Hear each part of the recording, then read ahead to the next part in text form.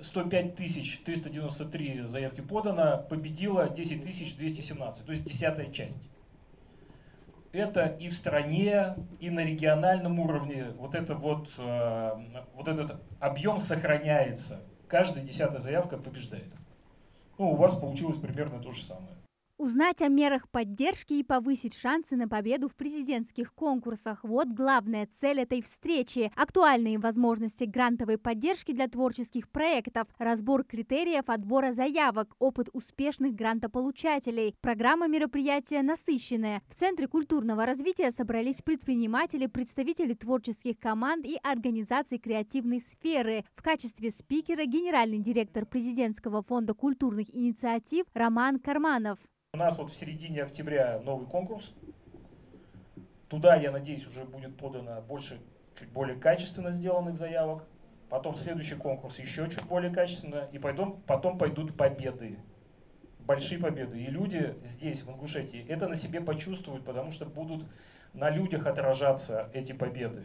Вместо сухой теории – практика. Роман Карманов детально разбирает каждый этап подачи заявки. От формулировки идеи, которая должна быть общественно значимой, до формирования реалистичного бюджета и написания понятного плана реализации. Особый акцент был сделан на так называемых западающих местах, где заявители чаще всего допускают ошибки, из-за которых перспективный проект может не пройти отбор.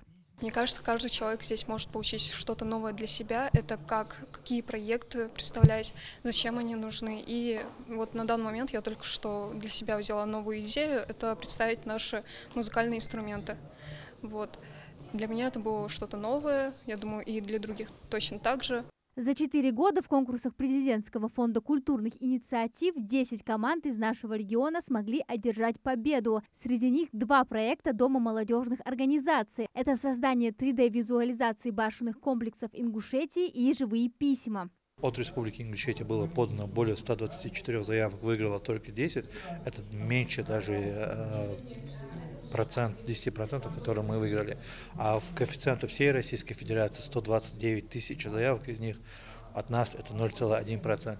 И, соответственно, для нашей общественной организации это поможет им лучше доработать свои проекты, подать свои проекты и выиграть, и реализовать какую-то свою культурную инициативу. У меня самого иногда было те случаи, что я подавал заявку, и мне не хватало 0,25, 0,5, половина балла не хватало. И сейчас на основе объяснения эксперта я уже пойму, где мне лучше доработать.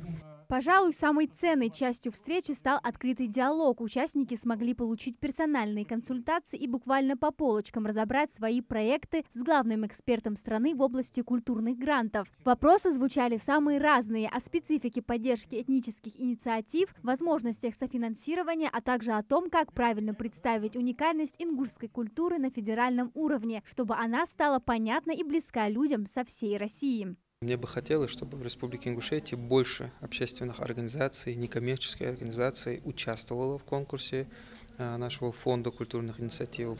У нас очень много инициативных ребят, инициативных команд, у которых есть замечательные идеи, и хотелось бы, чтобы они пользовались теми возможностями, которые создаются у нас в стране. Прямой диалог с фондом позволяет выстроить системную работу по продвижению культурного потенциала республики. Участники уходят не просто с новыми знаниями, а с готовыми планами по доработке проектов, которые вскоре получат поддержку и реализуются, украсив собой культурную карту всего Северного Кавказа и страны. Амина Зязикова, Султан Могушков, Магаз 24.